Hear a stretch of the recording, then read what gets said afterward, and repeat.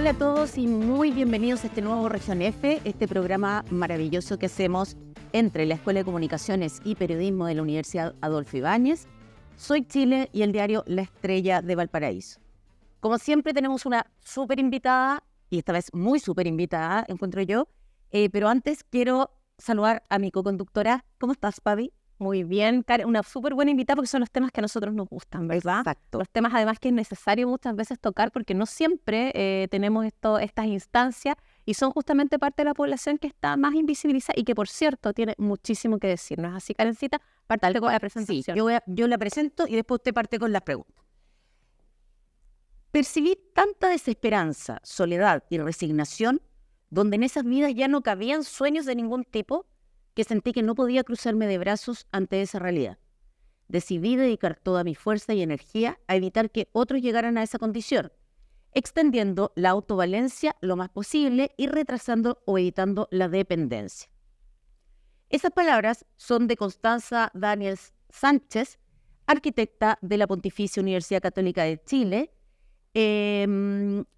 donde comenzó precisamente a partir de los trabajos de invierno y de verano de techo, con la labor social que hoy día ha llevado mucho más allá.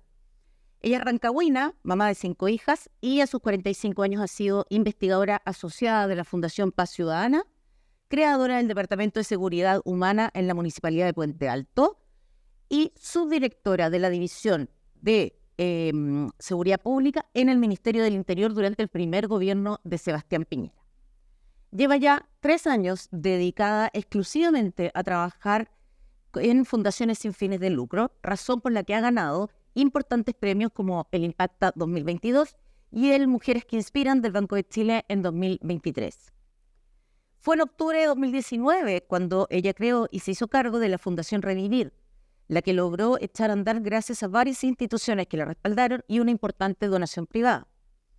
Hoy día, esta fundación tiene ya 7 condominios, ahí Constanza nos dirá si estamos bien, para adultos mayores en diversas partes del país, como Coyhaique, San José de la Mariquina, Valdivia, Temuco, San Ramón, Punta Arenas y Puerto Natales, y beneficia a más de un centenar de personas. Los residentes cuentan en los centros con huertos comunitarios, gimnasios, bibliotecas, personal de salud y actividades semanales, además de un estilo de vida y entorno que les permite desarrollarse de manera autovalente y en bienestar. La importante labor que está realizando Constanza con la Fundación es súper esencial en este momento porque, según la CACEN del año pasado, la mayor parte de la pobreza multifuncional está precisamente en las personas que superan los 60 años. Pero también, y según ella misma lo ha dicho en otras entrevistas, muchas veces los apoyos desde el Estado solamente se concentran en quienes no son autovalentes, que apenas alcanza el 22% de los mayores. ¿Y qué pasa con el resto, cierto, de este casi 80%? Y sobre todo cuando los números dicen que probablemente de aquí al 2050 un tercio de Chile va a ser adulto mayor, ¿no? Persona mayor. Bueno, todo eso lo vamos a conversar con Constanza. Muy bienvenida, Constanza, muchas gracias por estar con nosotras. Hola Karen, hola Fabiana, muchas gracias por la invitación. Lamentablemente no puedo ir presencialmente, pero me hubiese encantado estar ahí con ustedes en el estudio. Pero estamos con mucho trabajo en la fundación, así que tuve que quedarme acá en Santiago. Pero bienvenido, o sea, feliz de esta bienvenida y de esta invitación. Pero bueno, hay que aprovechar, decimos siempre con la Karen, lo mejor que nos dejó la pandemia, que justamente es la posibilidad de tenerte pese a la distancia. Y bueno, sabemos que estás en Santiago precisamente porque hay mucho que hacer y por lo mismo hoy día tenemos, como decimos con Karen, ¿verdad?, harto paño que cortar para hablar justamente de las personas mayores. Vamos a partir por una pregunta, Constanza, bien general. Si tú tuvieras que explicar la misión de la Fundación a quienes nos están viendo en la casa y el por qué es tan necesaria en Chile, más allá de las cifras, ¿verdad?, bastante decidoras que nos entregó Karen recién, ¿cuáles serían los datos esenciales que deberíamos conocer para sensibilizar a las personas sobre la importancia de la labor que están realizando? Bueno, primero decir que se nos viene una avalancha demográfica de personas mayores. Hoy día son 3 millones aproximadamente y se espera que para el 2050 esa cifra se duplique, lo cual es mucho. Y de ellos aproximadamente el 20%, según la última encuesta en DIDE, tiene dependencia funcional, lo que implica la necesidad de otras personas para realizar sus actividades de la vida diaria. ¿Ya? ¿Qué es lo que pasa? Que la dependencia trae consigo un dolor muy profundo, no solo en quien padece la dependencia, sino que también en todo su entorno familiar. Generalmente las personas son cuidadas por alguien de su propia familia.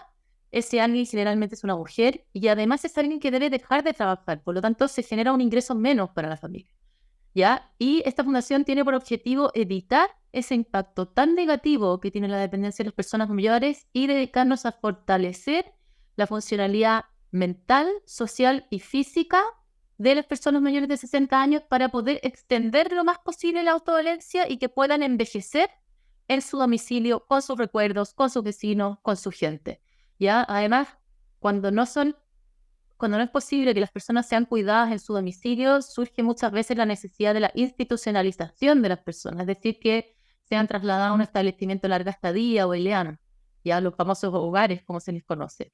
Y esta situación provoca, hay varios estudios que hablan que el sentimiento de derrota y en el fondo de que sentir que la vida hasta ahí nomás llegó, es tremendo en las personas que ahí residen. Por lo tanto, yo, como ustedes bien comentaban, una vez ingresando a un hogar, fue cuando yo dije, Dios mío, yo tengo toda una vida por delante, tengo millones de proyectos, millones de sueños, y esta gente que está acá, estas personas, lo único que esperan es morir. No puede ser que el único proyecto, el único sueño que les quede en la vida, siento que aún puede que les queden muchos años todavía por delante, sea esperar la muerte porque ya perdieron toda su funcionalidad y necesitan ser cuidados por alguien.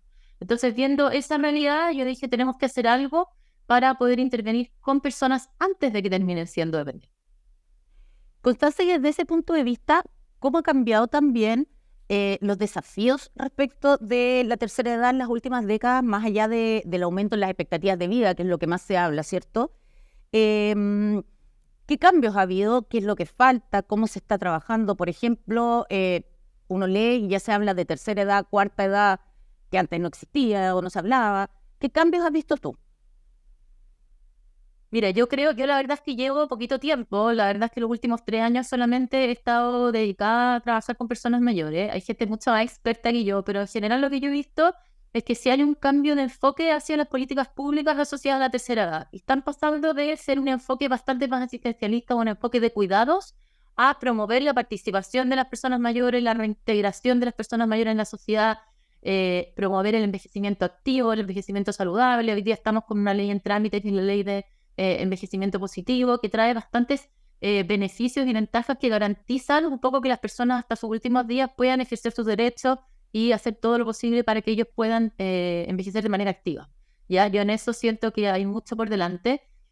También hemos visto la creación de muchísimas fundaciones. Yo soy una más de muchas otras fundaciones que también están promoviendo envejecimiento activo. Antes las más conocidas quizás era el Hogar de Cristo, la Fundación Las Rosas, en el fondo, que están cuando las personas ya necesitan cuidados. Pero hoy día ya somos muchos más los que estamos para tratar de fortalecer al grupo que es el 80%. O sea, generalmente lo que uno veía es que las políticas públicas y los esfuerzos tanto de público como privado estaban orientados solo al 20% que tenía algún nivel de dependencia, y hoy día ya somos muchos los que estamos mirando al otro 80% para evitar que terminen siendo parte de ese 20%. Entonces, en ese sentido, yo creo que soy bastante optimista respecto a cómo hemos ido evolucionando como país, como sociedad. También creo que hoy día hay mayor conciencia del respeto de las personas mayores, hay un cambio del lenguaje también asociado, que yo valoro mucho. Todavía hay algunos medios de comunicación que hablan del abuelito, del anciano, pero siento que eso ya está cambiando. Hoy día las personas mayores son personas como ustedes, como yo, que son activas. La gran mayoría de ellos pueden seguir siendo un aporte, pueden seguir trabajando, y tenemos que valorar un poco y respetar toda esa experiencia que tienen, porque todavía tienen mucho que aportar a la sociedad. Entonces, yo en ese sentido tengo mucha esperanza de que vamos a ir de a poquitito construyendo un país donde las personas mayores tengan mayor cabida y puedan seguir ejerciendo sus derechos hasta sus últimos días. Personas mayores fue algo que aprendimos justamente en una entrevista acá con la Jimena Abogavid también hace muchos años, ¿verdad? No, tratar de...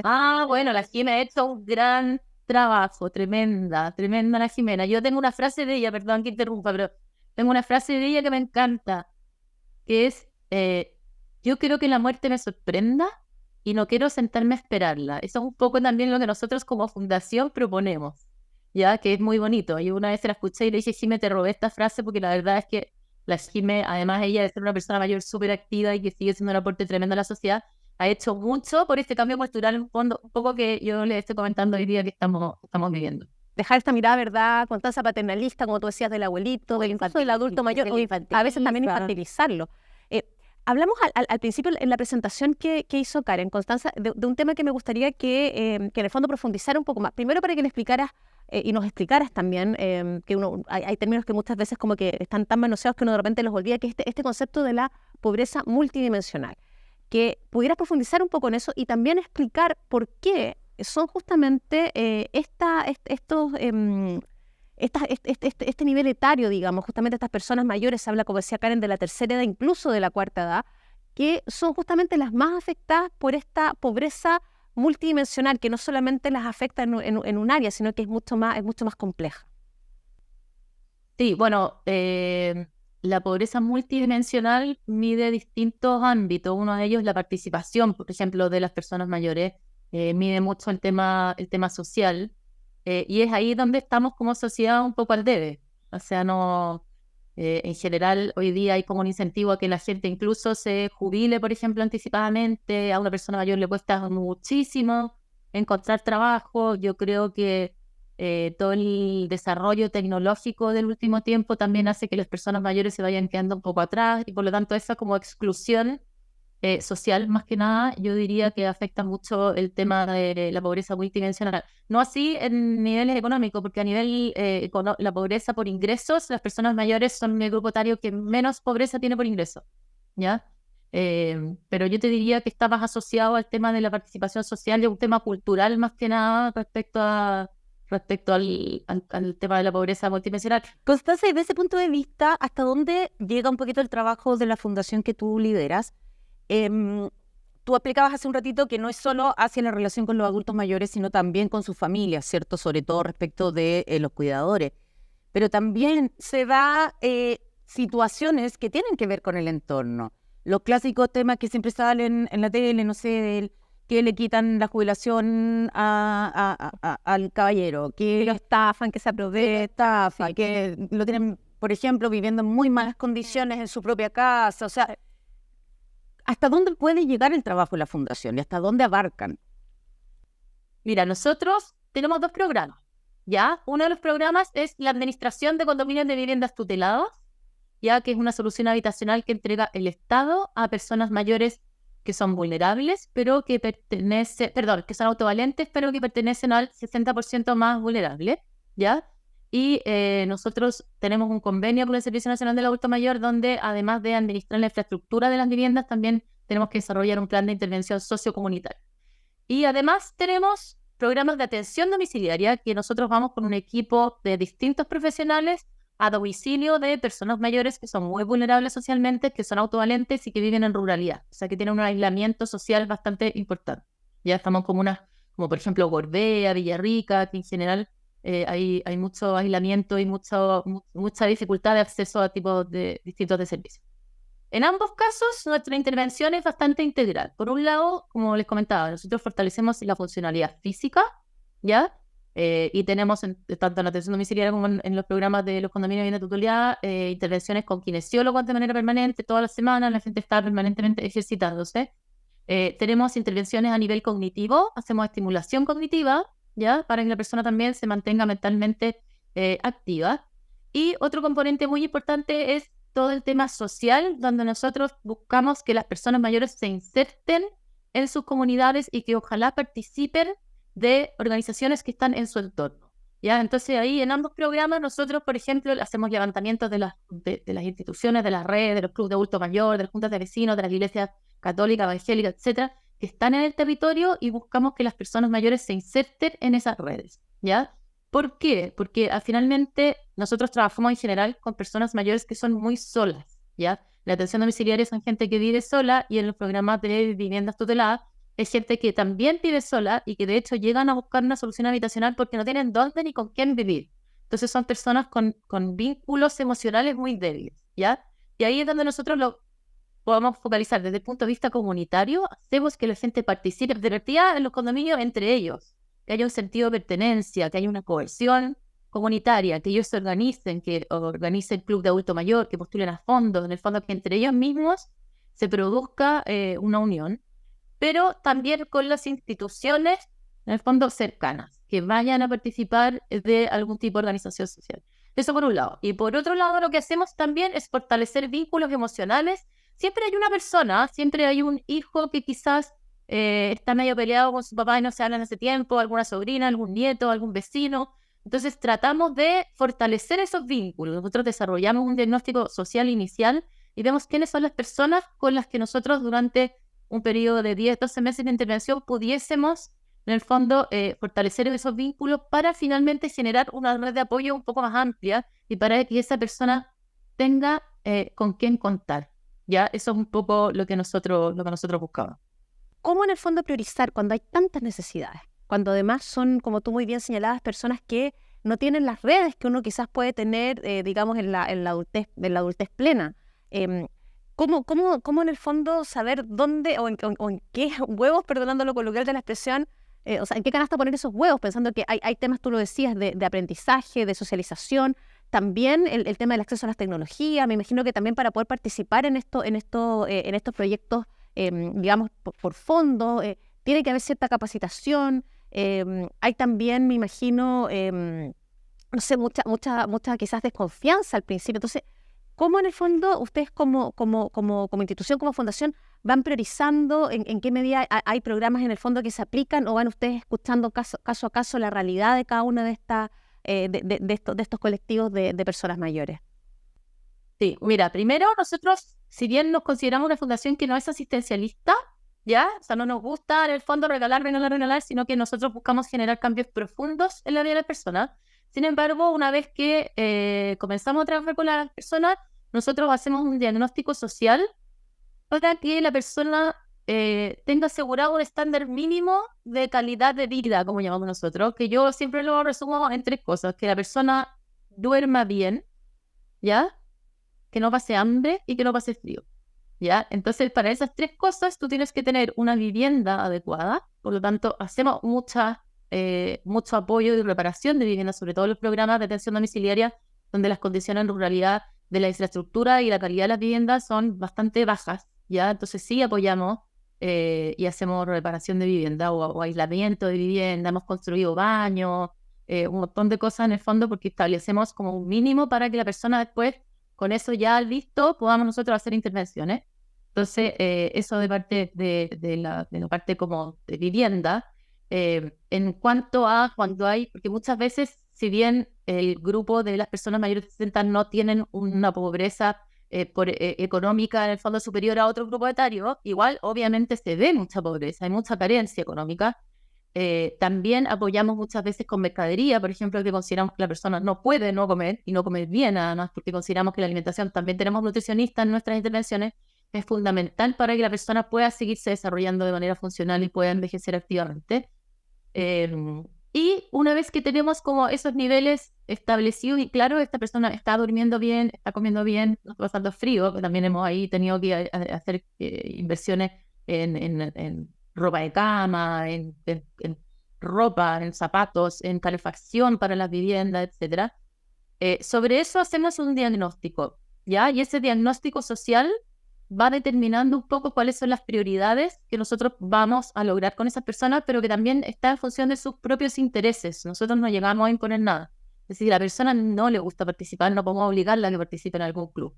Entonces, en función de sus propios intereses, vamos desarrollando un plan de intervención y vamos, en base a eso, actuando. Ahora, lo que sí está siempre, y ahí sí que no podemos no hacer intervenciones, por ejemplo, en la parte física. Nosotros, la persona que no quiere participar en los ejercicios con el kinesiólogo, que no recibe el kinesiólogo, que no quiere hacer, lamentablemente dejamos de trabajar con esa persona en una pausal de ingreso y buscamos a una persona que sí está interesada en desarrollar el fortalecimiento físico, ¿ya? Porque consideramos que es fundamental. O sea, tú puedes estar con todo muy activo, pero si físicamente no te ejercitas, te vas a ir para abajo y vas a sufrir un deterioro importante.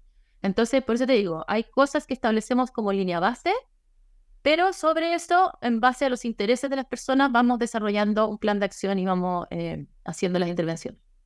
¿Cómo trabajan ustedes el capacitar a quienes trabajan con ellos, al Estado, etcétera, para también que tengan una mejor vida a quienes también están institucionalizados, digamos? Sí, bueno, yo creo que a nivel público nosotros tenemos una excelente relación con el Servicio Nacional del Adulto Mayor, que ahí tienen gente súper técnicamente calificada, o sea, hay nada que decir, ellos nos podrían dar clase a nosotros. Tiene un tremendo equipo de profesionales. Pero a nivel interno, o sea, nuestros funcionarios, nuestros trabajadores, en el fondo, nosotros les hacemos capacitaciones iniciales, pero más que todo como, bueno, de partida buscamos gente con experiencia con personas mayores, ¿ya? En general tenemos muy poca gente que no trabaje con personas mayores, ¿ya? Pero les buscamos como una capacitación más asociada a la misión de la fundación, por así decirlo, y al concepto de envejecimiento activo y al no asistencialismo, ¿ya? Desde un comienzo, y con eso en el fondo nos vamos asegurando, además de la supervisión permanente y de los planes de intervención y todo eso, que sean personas que están trabajando en la misma línea que nosotros. Piensa que nosotros hoy día, partimos en el 2020, y hoy día tenemos un equipo de más de 60 profesionales honorarios que está en terreno, desde Punta Arenas hasta Santiago. Entonces es súper extenso, y eso nos ha implicado también un despliegue importante en terreno y en supervisiones, y estar permanentemente en reuniones con ellos para que sus intervenciones se vayan ajustando un poco a la línea de la fundación. Te quería llevar a un tema que es un poco más polémico, pero que por lo mismo es necesario. Hay una frase que se pagan justos por pecadores, ¿verdad? Y te quería preguntar si es que ustedes, o has visto quizás dentro de tus redes, que ustedes u otras fundaciones se han visto de alguna otra manera afectados o afectadas por las acusaciones de corrupción que pesan sobre algunas fundaciones, como por ejemplo la Fundación Democracia Viva. ¿Esto de alguna otra manera rebota a la hora justamente de pensar, por ejemplo, en financiamiento, de pensar en voluntarios? ¿Qué te pasa a ti con esto en el fondo?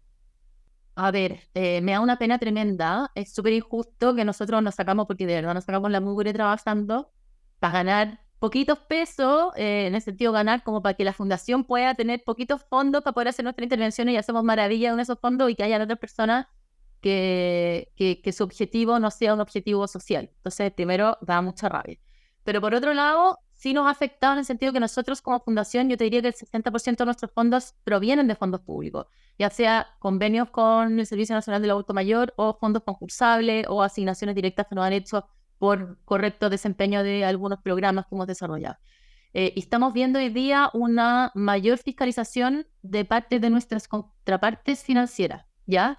Lo cual es más pega para nosotros, pero tampoco nos asusta. O sea, es como decir, nosotros no tenemos nada que esconder, revísenos, o sea, en el fondo revísenos todo, y estamos con la mente súper tranquila, porque sabemos que el 100% de los recursos se van a donde tienen que irse, y están generando un impacto muy grande en las personas. Además, nosotros medimos nuestro impacto. Nosotros, cada vez que llegamos a un lugar con un programa, establecemos una línea base, aplicamos ciertos test a nivel físico, a nivel cognitivo, a nivel social, de bienestar emocional, etcétera, y después a lo largo del tiempo vamos midiendo el impacto que tenemos. Entonces, en ese sentido, estamos súper tranquilos. Yo creo que debiese haber, lo que pasa es que, bueno, hay fiscalización para uno y no para otro. Entonces, yo ahí ya desconozco un poco el curso que está siguiendo internamente el Ministerio de Desarrollo Social o el gobierno para ver de qué manera van a fiscalizar de mejor manera, pero nosotros sí hemos visto un cambio, sobre todo en la fiscalización de nuestros gastos, ya que a lo único que en el fondo nos ha tocado hoy día es trabajar un poco más en detalle, porque las observaciones de las rendiciones son infinitas. Ya no hay nada que ocultar, pero es mucho más pega administrativa. Finalmente se nos va mucho tiempo administrativamente. Ahora, yo creo que la gente igual distingue fundaciones y fundaciones. No creo que en el colectivo, yo no he percibido con el colectivo haya como cambio de la mirada de lo que es una fundación, o como que haya más desconfianza de las fundaciones, sobre todo cuando han visto, no sé, por nosotros ya llevamos 3 años, la gente que nos conoce, ve el trabajo que hacemos, nos siguen, estamos ya con una presencia infinita. Hoy día para mí ha sido un tremendo orgullo llegar a más de 200 beneficiarios ya, con cambios, como decía, cambios profundos, con resultados súper positivos.